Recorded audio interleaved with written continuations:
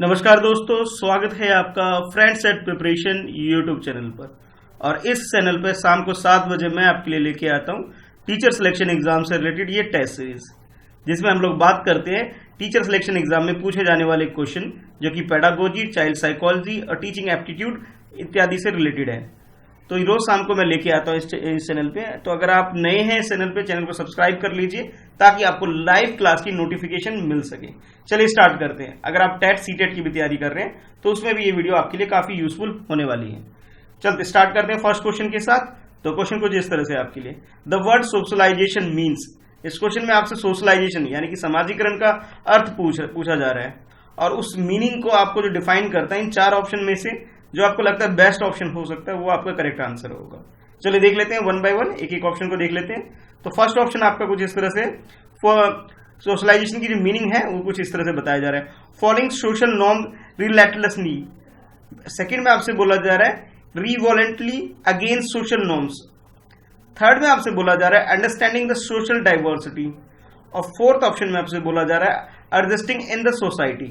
यानी कि 4 ऑप्शन को अगर डिटेल में डिस्कस करें तो फर्स्ट में ये बोला गया है कि भी सोशल नॉर्म्स को बिल्कुल प्रॉपर तरीके से फॉलो करना, जो भी सोशल नॉर्म्स के अंदर आता है उसको बिल्कुल फॉलो करना, उनके जो भी मापदंड है, नियम कानून जो भी है उसको फॉलो करने की बात की जा रही है पहले ऑप्शन में।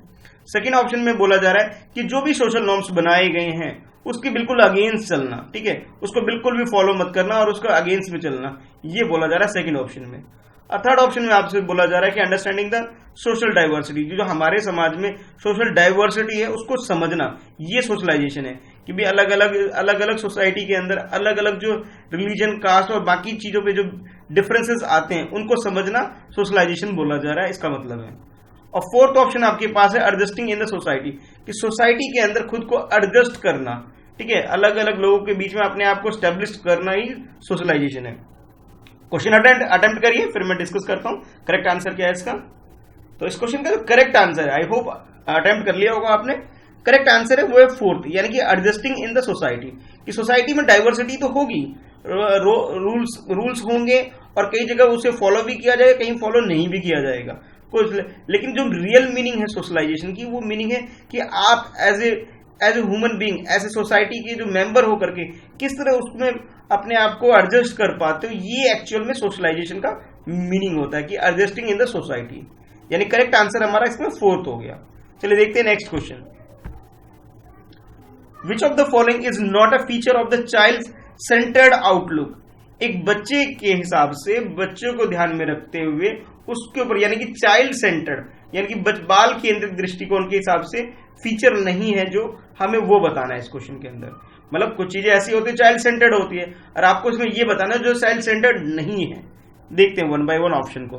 तो फर्स्ट ऑप्शन आपका कुछ इस तरह से, ईच चाइल्ड मेक हिज और हर करिकुलम, कि हर बच्चा अपने लिए खुद करिकुलम डिजाइन करेगा और उस हिसाब से पढ़ाई होगी, ये फर्स्ट ऑप्शन में बोला जा रहा है। सेकेंड ऑप्शन में बोला जा रहा है चिल्ड्रन आर इनएक्टिव पार्टिसिपेंट्स, कि जो बच्चे होंगे वो इनएक्टिव पार्टिसिपेंट होंगे, ये बोला जा रहा है सेकेंड ऑप्शन में। और थर्ड ऑप्शन में बोला जा रहा है आपका each child is unique in its own way, हर बच्चा अपने हिसाब से यूनिक है, हर किसी में अपनी प्लस पॉइंट है, हर किसी में अपने नेगेटिव पॉइंट है, हर बच्चे में अलग अलग फीचर है, मतलब किसी भी बच्चे को आप कंपैरिजन मत करिए, सब अपने आप में यूनिक है, ये थर्ड में बोला जा रहा है। और फोर्थ में बोला जा रहा है each child has a right to education, कि हर बच्चे का राइट है एजुकेशन प्राप्त करने का, शिक्षा प्राप्त करने का, हर बच्चे का मतलब ये अधिकार है, ये बोला जा रहा है। तो आपको जो इसमें आंसर करना है वो नॉट चाइल्ड सेंटर्ड, यानी चाइल्ड सेंटर्ड जो नहीं है वो हमारा आंसर होगा। तो चाइल्ड, ये तो क्या नाम है, राइट टू एजुकेशन की बात की जा रही है, हाँ हर बच्चे का अधिकार है, तो ये तो नहीं हो सकता, ये आंसर डायरेक्टली गलत लग रहा है आपको। क्यों? क्योंकि ये चाइल्ड सेंटर्ड होने की बात की जा रही है और हमें आंसर क्या ढूंढना है, नॉट चाइल्ड सेंटर्ड, ये हमारा फीचर है, हमें ये ढूंढना है। नीचे से हम थर्ड देख रहे हैं, थर्ड ऑप्शन में आपसे बोला जा रहा है कि ईच चाइल्ड इज यूनिक, ये यूनिकनेस वाली बात, यानी कि हर बच्चे को इंपॉर्टेंस दी जा रही है इसके अंदर, यानी कि ये भी चाइल्ड सेंटर्ड अप्रोच है, यानी कि ये भी हमारा आंसर नहीं होगा। अच्छा, सेकंड में आपसे जो बोला गया वो children are inactive participant, inactive बिल्कुल इनएक्टिव पार्टिसिपेंट होंगे, यानी कि ये भी चाइल्ड सेंटर अप्रोच के बारे में बात की जा रही है, यानी कि ये भी नहीं होगा। हाँ, फर्स्ट अगर देखिए, फर्स्ट में जैसे आपसे बोला जा रहा है ईच चाइल्ड मेक हिज और हर करिकुलम, कि हर बच्चा अपने लिए करिकुलम होगा, अब इतनी ज्यादा भी फ्रीडम बच्चों को नहीं दी जा सकती, क्योंकि हम ये मानते हैं कि छोटे बच्चे हैं, उनके अंदर इतनी भी समझ में नहीं आ गई कि वो करिकुलम डिजाइन करेगा, कि करिकुलम तो कौन स्पेशलिस्ट पर्सन ही डिजाइन कर सकते हैं। यानी कि ये चाइल्ड सेंटर अप्रोच नहीं, क्योंकि ये अगर इस तरह से बच्चे को हम पूरा फ्रीडम दे देंगे इस तरह से, तो फिर वो उसकी ग्रोथ और डेवलपमेंट प्रॉपर तरीके से नहीं हो पाएगा, क्योंकि इसके लिए किसी एक्सपीरियंस इंसान की जरूरत पड़ेगी जो अच्छे से करिकुलम को डिजाइन करे और एक एम को हिसाब से रखते हुए फिर उसके जनरल ऑब्जेक्टिव और स्पेसिफिक ऑब्जेक्टिव के हिसाब से करिकुलम डिजाइन होगा। यानी कि जो करेक्ट आंसर जो हमारा होगा, करेक्ट आंसर हो जाएगा हमारा फर्स्ट हो जाएगा। ठीक है, चलिए देखते हैं नेक्स्ट क्वेश्चन। इस क्वेश्चन में आपसे पूछा जा रहा है thought not only determines language but also precede it, कि जो विचार जो होते हैं ये हमें सिर्फ हमारे जो व्यक्तित्व को, हमारे के अंदर जो पर्सनैलिटी होते हैं उससे रिलेटेड ये क्वेश्चन पूछा जा रहा है आपसे, कि जो हमारे विचार रहते हैं जो हमारी सिर्फ हमारी लैंग्वेज को डिफाइन नहीं करते हैं, बल्कि आगे उसके हिसाब से आगे जो हमारी राय बनती है उसके बारे में भी बात करते हैं। तो ये बात किसने कही थी आपको ये बताने, who among the following set fourth और दिस आइडिया, कि किसने ये विचार लाया था कि thought not only determine language but also proceed it, कि भाषा जो हमारे अंदर जो विचार आते हैं वो सिर्फ हमारी लैंग्वेज या हमारी भाषा को ही नहीं रिफ्लेक्ट करते, बल्कि हम सोचते कैसे वो भी बताते हैं इसके अंदर। तो ये जो कथन है, ये जो स्टेटमेंट है, किन्होंने ये स्टेटमेंट बोला था आपको ये बताना है। तो 4 ऑप्शन है आपके पास, 4 डिफरेंट साइकोलॉजिस्ट के आंसर है ऑप्शन में दे रखे हैं आपके पास, आपको जो भी लगता है सही है उस पर अटेम्प्ट करिए। बड़ा सिंपल सा आंसर है इसके अंदर, चारों में से बेस्ट जो जिसने भी कहा था आपको लग रहा है उसका आंसर पिक करना है। तो 1 बाय 1 उनके नाम पढ़ लेते हैं। फर्स्ट ऑप्शन में आपके पास है जीन पियाजे, कि जीन पियाजे ने आपको बोला था कि ये लाइन बोली थी। सेकंड आपसे बोला जा रहा है ये जो स्टेटमेंट है कॉलबर्ग की है, कॉलबर्ग की स्टेटमेंट है, सेकंड में बोला जा रहा है। और थर्ड में बोला जा रहा है कि ये स्टेटमेंट पावलोव की है, और लास्ट में बोला जा रहा है ये वाइगोत्स्की की स्टेटमेंट है। तो आपको ये आइडेंटिफाई करना है कि ये जो स्टेटमेंट किसने बोला था, आपको ये बताना है। तो इसका जो करेक्ट आंसर है, करेक्ट आंसर इसका हो गया 4, यानी कि वाइगोत्स्की का ये स्टेटमेंट है कि उन्होंने लैंग्वेज डेवलपमेंट के बारे में बोला था, और लैंग्वेज डेवलपमेंट के बोलते टाइम ही उन्होंने ऐसी बात रखी थी कि जो थॉट्स होती है सिर्फ वो हमारी लैंग्वेज को डिटरमाइन नहीं करती, बल्कि हम लैंग्वेज जो आ रही है, हमारे विचार जो आ रहे हैं किस तरीके से आ रहे हैं, हमारी एक तरह से पर्सनैलिटी कह लीजिए, हमारे लैंग्वेज डेवलपमेंट कह लीजिए, और बहुत सारे एस्पेक्ट जो डेवलपमेंट से रिलेटेड है उन सब चीजों के बारे में ये डिसाइड करती है। यानी कि जो करेक्ट आंसर है, यानी कि स्टेटमेंट जो बोला गया था वो वाइगोत्स्की के द्वारा बोला गया था। तो करेक्ट आंसर आपका हो गया 4th इसके अंदर। चलिए देखते हैं नेक्स्ट क्वेश्चन। नेक्स्ट क्वेश्चन आपके लिए, which of the following theory best describe the hedge dilemma, hedge का जो डायलेमा है उसको डिफाइन करने के लिए इनमें से किसकी थ्योरी ने बहुत अच्छे से इस चीज को बताया था। तो 4 ऑप्शन है आपके पास, यानी कि जो हेज की डायलेमा की जो थ्योरी है उसको कौन अच्छे से एक्सप्लेन करती है इन 4 में से किसी एक की थ्योरी। तो आपको 1 बाय 1 टोटली थ्योरी बेस्ड है ये क्वेश्चन। अगर आप चाइल्ड डेवलपमेंट के अंदर थ्योरीज को कंसंट्रेट कर रहे हैं, उसे ठीक से उसकी प्रिपरेशन कर रहे हैं, तो 1 बाय 1 आप ये जो इस तरह के जो क्वेश्चन के आंसर होते हैं बड़ा इजीली आप दे सकते हैं। चलिए देख लेते हैं। तो फर्स्ट ऑप्शन है आपके पास वाइगोत्स्की थ्योरी, सेकंड ऑप्शन है आपके पास पियाजेस थ्योरी, थर्ड ऑप्शन है आपके पास Kohlberg's theory, and the last option you have Binet's theory. तो करेक्ट आंसर क्या है आपको ये बताना है इसके अंदर। हाँ, तो करेक्ट आंसर इस क्वेश्चन का आपके लिए है कोलबर्ग थ्योरी, यानी कि कोलबर्ग की जो थ्योरी है वो टोटली डिस्क्राइब करती है हेज के डायलेमा को। ठीक है, तो करेक्ट आंसर आपका हो गया 3rd। चलते हैं नेक्स्ट क्वेश्चन की तरफ। इस क्वेश्चन में आपसे बोला जा रहा है the environment factor that shape development includes all the following expect. तो जो डेवलपमेंट फैक्टर जो है इन्वायरमेंट से रिलेटेड है वो सारी चीजों को इंक्लूड करता है, बस इसको नहीं करता। कौन सी को नहीं, यानी कि इसके अंदर जो इन्वायरमेंट से रिलेटेड चीजों को नहीं ढूंढना है, हमें उन चीजों को ढूंढना है, वो हमारा करेक्ट आंसर होगा। जो अदर देन इन्वायरमेंट, यानी कि जो हेरिडिटी का जो पार्ट होगा हमें हमारा आंसर वो होगा। एक्सेप्ट का मतलब यहाँ पे होगा अदर देन इन्वायरमेंट फैक्टर। ठीक है, यानी कि हेरिडिटी से जो रिलेटेड है वो हमारा आंसर होगा इस क्वेश्चन के अंदर। दोबारा क्वेश्चन पढ़ के समझा देता हूं। The environmental factors that shape development includes all the following, कि इन्वायरमेंट फैक्टर के अंदर ये सारी चीज इंक्लूड करती है एक्सेप्ट एक नहीं करती। तो कौन सी नहीं करती हमें वो बतानी है, यानी कि अदर देन इन्वायरमेंट, यानी कि हेरिडिटी की बात की जा रही है इसके अंदर। ठीक है, तो क्वेश्चन को थोड़ा सा घुमाया गया आपके लिए, बस और कुछ नहीं, ताकि आपसे क्वेश्चन अटेम्प्ट करने में गलती हो जाए। तो ये चीज आपको पॉइंट आउट कर लेनी है कि इसमें इन्वायरमेंट के बारे में नहीं पूछा जा रहा है, इसमें पूछा जा रहा है हेरिडिटी के बारे में। लेकिन फैक्टर यहाँ पे क्या डाला, इन्वायरमेंट एक्सेप्ट एक वर्ड लिखने से ही क्वेश्चन पूरा चेंज हो गया यहाँ पे। चलिए देख लेते हैं वन बाय वन ऑप्शन। तो फर्स्ट ऑप्शन आपके पास है क्वालिटी ऑफ एजुकेशन, कि क्वालिटी ऑफ एजुकेशन हेरिडिटी से डील करती है, जो कि इन्वायरमेंट से डील नहीं करती, ऐसा बोला जा रहा है। सेकंड आपसे बोला जा रहा है क्वालिटी ऑफ न्यूट्रिशन कैसा दिया जा रहा है, उसकी क्वालिटी के ऊपर डिपेंड करती है। ये किस कैटेगरी में आता है, इन्वायरमेंट के आता है, हेरिडिटी का, आपको ये गैस करना है। नेक्स्ट है कल्चर, तो कल्चर किसके अंदर आता है आपको ये बताना है। और लास्ट में फिजिक्स, कि जो मतलब फिजिकल स्ट्रक्चर जो वो किसके अंदर आता है। अगर आप चारों ऑप्शन को ध्यान से देखेंगे तो एजुकेशन किसका ये आता है फैक्टर, इन्वायरमेंट के अंदर आता है। न्यूट्रिशन किसके अंदर आता है, ये भी इन्वायरमेंट के अंदर आता है। कल्चर भी इन्वायरमेंट के अंदर आता है। जो फिजिक्स है यानी कि बच्चे का जो फिजिकल स्ट्रक्चर है ये आता है हेरिडिटी के अंदर, यानी कि उसे जो पेरेंट्स से अपने जो पेरेंट्स से जीन्स के रूप में हेरिडिटी में जो मिला है वो उसकी बात इसके अंदर की जा रही है। यानी कि जो ये इन्वायरमेंट का फैक्टर नहीं है बल्कि ये हेरिडिटी का फैक्टर है। Other than this all above three options related to the environment and the fourth option physics, इसकी बात करें यानी फिजिकल स्ट्रक्चर की जो बात की जा रही है ये आपका हेरिडिटी का पार्ट है, यानी कि एनवायरमेंट का फैक्टर नहीं है। तो करेक्ट आंसर आपका हो गया फोर्थ हो गया। चलिए देखते हैं नेक्स्ट क्वेश्चन।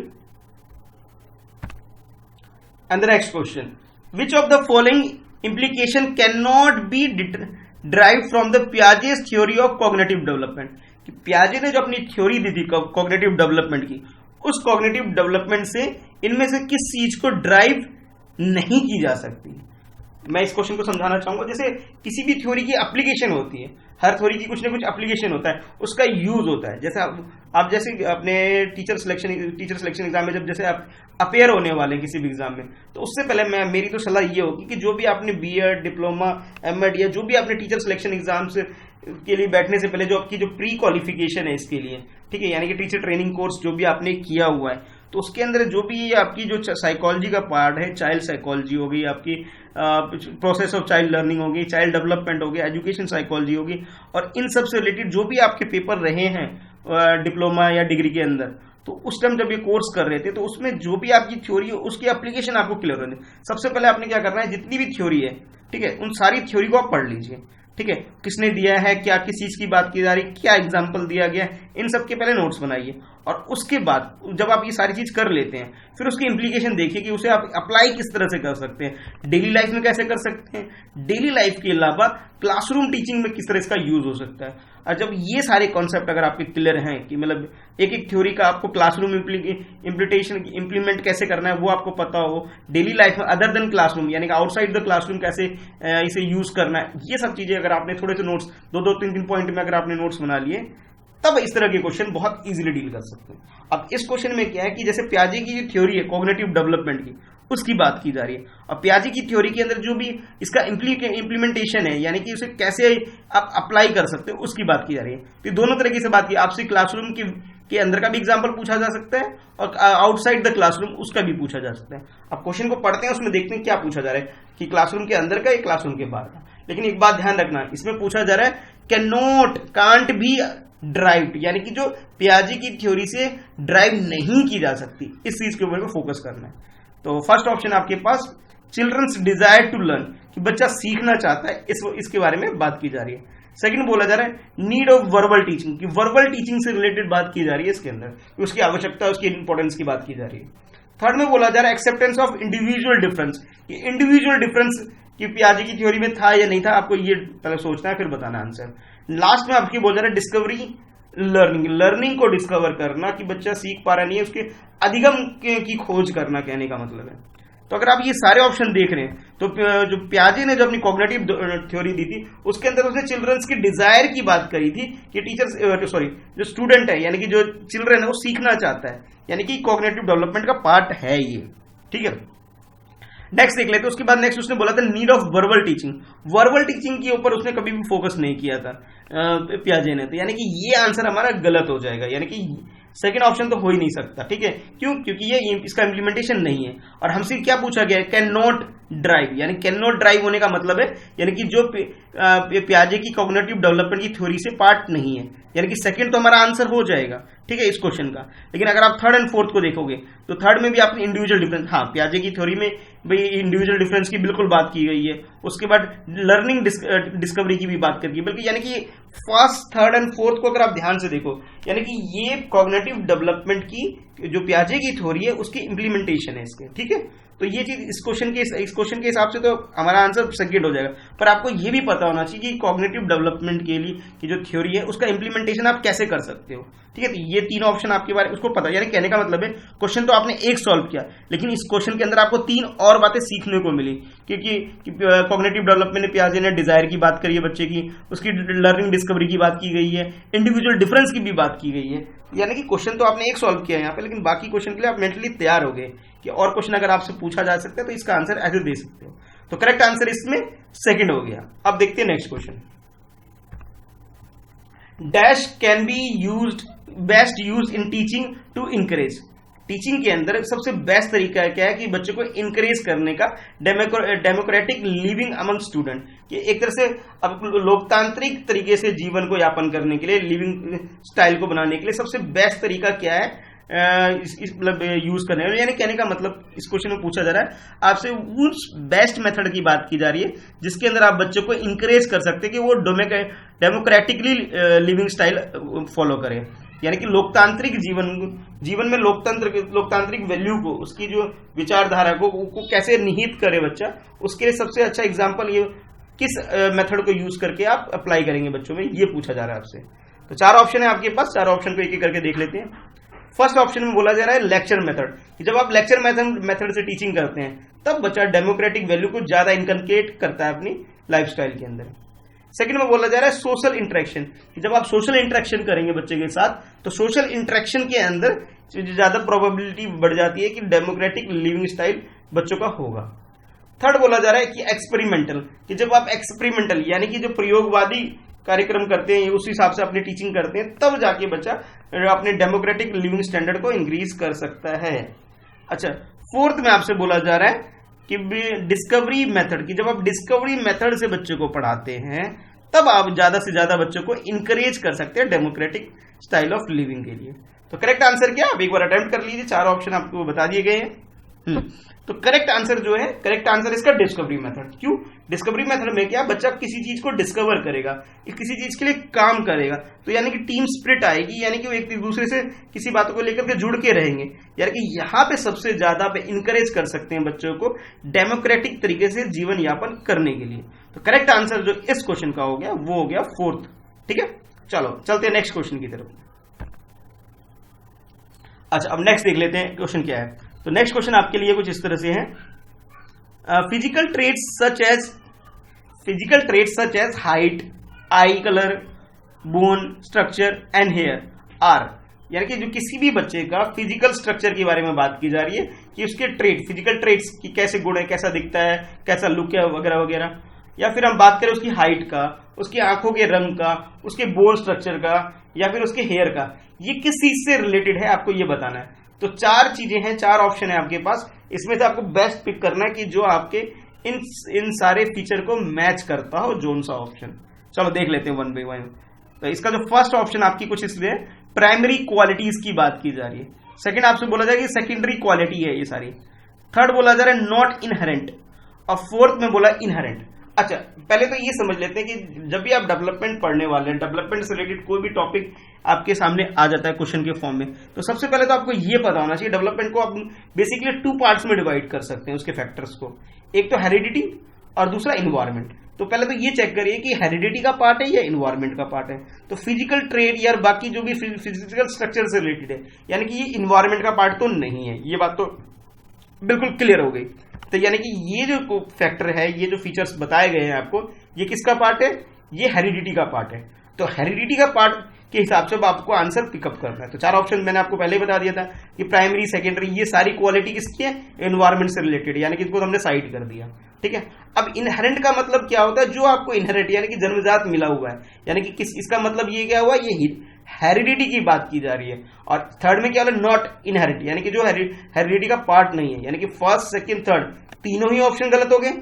तो यानी कि फोर्थ ऑप्शन जो है हमारे पास, फोर्थ ऑप्शन जो कि हेरिडिटी की बात करें, इनहेरेंट मीन्स अब यहाँ पे इसको हेरिडिटी से, विरासत से, या जो आपको ऑलरेडी मिला हुआ है जिसके लिए आपने कोई एफर्ट नहीं लगाए हैं, ठीक है, उसकी बात की जा रही है। यानी कि आपके पेरेंट्स से आपको बाय बोर्न बाय बर्थ ये आपको चीज मिली हुई है, यानी कि हेरिडिटी का ही पार्ट है। तो करेक्ट आंसर इस क्वेश्चन का जो हो गया वो आपका हो गया फोर्थ ऑप्शन, ठीक है।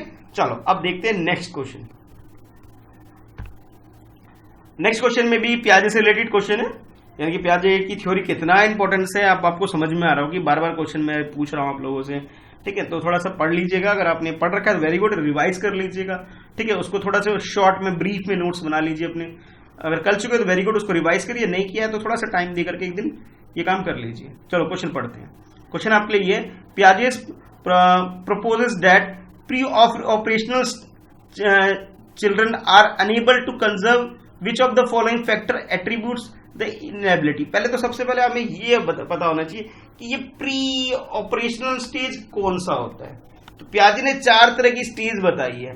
तो प्री ऑपरेशनल स्टेज का मतलब होता है 2 साल से लेकर 7 साल का जो पीरियड है उसको उसने प्री ऑपरेशनल स्टेज बताई है। तो सबसे पहले तो ये क्लियर होना चाहिए कि प्री ऑपरेशनल स्टेज का मतलब, ये प्री ऑपरेशनल चिल्ड्रन का मतलब ये क्या कहना चाह रहा है। तो इसका सीधा सीधा मतलब है 2 से लेकर 7 साल के बच्चे की बात करने जा रहा है ये, ठीक है, हो गया क्लियर। उससे बात पूछ रहा है आर अनेबल टू कंजर्व, कि वो अपनी बातों को वो क्या नाम है, जो बच्चे इस पीरियड के अंदर आते हैं वो उनके लिए कुछ चीजें आप कंजर्व नहीं कर सकते, इसके बारे में आर अनेबल टू कंजर्व, कि वो कई चीजों को कंजर्व नहीं कर पाते, क्या नाम है, संरक्षण नहीं कर पाते, उसके बारे में पूछा जा रहा है आपसे।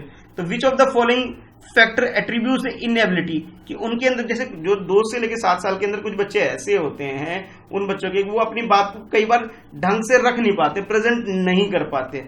तो आपको ये बताने के उस चीज के लिए फैक्टर क्या है कि बच्चा अपनी बात को मतलब एक्सप्रेस नहीं कर पा रहा, कंजर्व नहीं कर रहा, अपने बारे में इतनी योग्यता नहीं है उसके अंदर कि वो अपने आप को प्रॉपरली डिलीवर नहीं कर पा रहा है। तो आपके पास 4 ऑप्शन है, 4 ऑप्शन में से आपको बेस्ट आंसर पिकअप करना है कि इसके पीछे रीजन क्या है, इसके फैक्टर क्या है, आपको ये बताना है, इस इनएबिलिटी के एट्रीब्यूट्स क्या है, आपको ये बताना है। तो 4 ऑप्शन में पढ़ लेते हैं 1 बाय 1। फर्स्ट ऑप्शन बोला inability to hypothetic deductive reasoning, कि बच्चे के अंदर एक रीजनिंग डेवलप नहीं होती इस टाइम पे, इसलिए वो ऐसा करता है। फर्स्ट ये बोला जा रहा है। सेकंड आपसे बोला जाए इरिवर्सिबिलिटी ऑफ थॉट, कि वो विचारों को मतलब वो एक तरह से ये बच्चे जो है ना, इसके अंदर जो विचार थॉट्स को चेंजेस नहीं कर पाते बच्चे, यानी ये इतने छोटे हैं कि इनके अंदर बहुत ज्यादा थॉट प्रोसेस होता नहीं है, और होता भी है तो बहुत कम होता है जिसको वो बहुत ज्यादा चेंजेस नहीं ला पाते हैं, ऐसा बोला जा रहा है सेकंड के अंदर। थर्ड में बोला जा रहा है lack of high level abstract reasoning. अरे भाई बच्चा तो बहुत छोटा है, 2 से 7 साल के बच्चे में अभी एब्स्ट्रैक्ट रीजनिंग कहां से डेवलप होगी, थोड़ी बहुत रीजनिंग होगी, बस थोड़ा बहुत चीजों को आइडेंटिफाई कर सकता है बच्चा, उतना ज्यादा तो नहीं कर सकता है। तो थर्ड ऑप्शन में बोला है lack of high level of abstract reasoning की बात है, थोड़ा बहुत होता है बच्चे के अंदर, लेकिन बहुत ज्यादा हाई लेवल की बात तो नहीं हो पाएगी। और लास्ट ऑप्शन जो फोर्थ ऑप्शन है, फोर्थ ऑप्शन में आपसे बोला जा रहा है नन ऑफ द अबव, कि इनमें से कोई नहीं। तो करेक्ट आंसर क्या है आपको ये बताना है, आपको ये ध्यान में रखना है कि ये जो बच्चा है किस कैटेगरी का है, प्री ऑपरेशनल स्टेज का बच्चा है। तो करेक्ट आंसर जो है, करेक्ट आंसर इसका सेकंड है, सेकंड यानी कि इरिवर्सिबिलिटी ऑफ थॉट, कि वो अपने विचारों को अपरिवर्तनशील होता है, यानी कि अपने विचारों में परिवर्तन चेंजेस नहीं ला पाता अपने थॉट प्रोसेस की वजह से, इसलिए किसी भी चीज के लिए वो इसके अंदर इतनी एबिलिटी डेवलप नहीं होती कि वो किसी भी चीज को कंजर्व कर सके, ठीक है। तो यानी करेक्ट आंसर जो हो गया, करेक्ट आंसर हमारा हो गया इसका सेकंड। अब देखते हैं नेक्स्ट क्वेश्चन। नेक्स्ट क्वेश्चन में आपसे पूछा जा रहा है डेवलपमेंट स्टार्ट फ्रॉम, कि डेवलपमेंट कब स्टार्ट होता है, यानी कि विकास की प्रक्रिया जो किसी भी बच्चे के अंदर होती है वो स्टार्ट कब होता है, आपको ये बताना है। तो आपके पास 4 ऑप्शन है। तो ऑप्शन कुछ इस तरह से, फर्स्ट ऑप्शन है स्टेज ऑफ इन्फेंसी, यानी कि शैशवावस्था, जब बच्चा बिल्कुल शैशवावस्था बिल्कुल इन्फेंट यानी कि बिल्कुल बेबी सा होता है, छोटा सा बच्चा होता है, तब से ये प्रोसेस स्टार्ट होता है, ऐसा बोला जा रहा है। सेकंड आपसे बोला प्री नेटल स्टेज, कि प्री नेटल स्टेज के अंदर जब बच्चा होता है, यानी कि जब गर्भावस्था की से थोड़ा पहले की टाइम की बात की जा रही है कि मदर की उसमें है, तब से ही ये स्टार्ट हो जाता है। और थर्ड में बोला जा रहा है प्री चाइल्डहुड स्टेज, कि चाइल्डहुड स्टेज से आने से पहले बच्चा इस स्टेज के अंदर ही बच्चे का डेवलपमेंट स्टार्ट हो जाता है। अच्छा, फोर्थ जो ऑप्शन है आपके पास, ये बोला जाए पोस्ट चाइल्डहुड स्टेज, यानी कि जब बच्चा बाल्यकाल को या बचपन काल को जब जी लेता है, उसके बाद बचपन से जब बड़ा होने के स्टार्ट होता है, तब एक्चुअल में उसका डेवलपमेंट स्टार्ट होता है। तो करेक्ट ऑप्शन क्या है आपके हिसाब से, क्वेश्चन अटेम्प्ट करिए। तो अगर आप ग्रोथ एंड डेवलपमेंट टॉपिक को बहुत अच्छे से आपने पढ़ा है तो आप समझ पाएंगे इस क्वेश्चन में आपसे पूछा क्या जा रहा है। ठीक है, इसकी स्टार्टिंग की बात पूछेगी कि स्टार्ट कब होता है, ठीक है। तो यानी कि जब कोई भी बच्चा अपनी माता के गर्भ में रहता है, ठीक है, गर्भ में रहता है, उससे भी पहले प्री नेटल स्टेज में जब होता है, ठीक है, प्रसव से भी पहले होता है, तब से स्टार्ट होता है। यानी कि डेवलपमेंट का मतलब ये नहीं कि बाय बोन होता है, कि बोन से पहले भी उनका स्ट्रक्चर फॉर्मेशन उसकी मदर के गर्भ में होना स्टार्ट हो जाता है। यानी कि जो करेक्ट आंसर है इस क्वेश्चन का है, करेक्ट आंसर इसका हो गया सेकंड ऑप्शन, यानी कि प्री नेटल स्टेज में ही डेवलपमेंट स्टार्ट हो जाता है। ये कॉन्सेप्ट बिल्कुल क्लियर होना चाहिए आपका। ये नहीं कि बाय बर्थ पैदा होने के बाद प्रोसेस स्टार्ट होता है, ऐसा नहीं है, उससे पहले ही स्टार्ट हो जाता है। जब वो अपनी मदर के पेट में होता है तभी स्टार्ट हो जाता है। यानी कि जो करेक्ट आंसर इस क्वेश्चन का हो गया, करेक्ट आंसर इसका हो गया सेकंड। वीडियो आपको कैसा लगता है कमेंट करके जरूर बताना। और भी कोई क्वेरीज है आपकी तो वो भी पूछ सकते हो, या फिर टीचर सिलेक्शन एग्जाम से रिलेटेड कुछ भी आपको डिस्कस करना है तो करंट, या फिर कुछ भी पूछना चाह रहे हैं, कोई भी डाउट्स है आपके, तो कमेंट बॉक्स में लिख करके मुझसे पूछ सकते हो। इसके अलावा डेली आप शाम को 7 बजे देख सकते हैं ये टीचर सिलेक्शन एग्जाम से रिलेटेड ये सीरीज, और सुबह 7 बजे आप देख सकते हैं करंट अफेयर का वीडियो, जिसके अंदर मैं जितने भी एग्जाम होते हैं कॉम्पिटेटिव एग्जाम, उसमें किस तरह के क्वेश्चन आपसे पूछे जा सकते हैं, यानी कि करंट अफेयर की प्रॉपर गाइडेंस के लिए उसकी कैसी तैयारी करनी है और किस तरह से क्वेश्चन आपसे पूछे जा सकते हैं, यानी कि हर तरह की कॉम्पिटेटिव एग्जाम के लिए। तो आप ज्वाइन कर सकते हैं मुझे 7 बजे। तो ठीक है, फिर मिलते हैं नेक्स्ट वीडियो में सुबह 7 बजे करंट अफेयर में, शाम को 7 बजे टीचर सिलेक्शन एग्जाम की वीडियो में। वीडियो कैसा लगा कमेंट करके जरूर बताना, और चैनल को सब्सक्राइब नहीं किया है तो सब्सक्राइब कर लो, ताकि आपको लाइव क्लास की नोटिफिकेशन मिल सके रेगुलर बेसिस पे। ठीक है, इस वीडियो में फिर इतना ही है।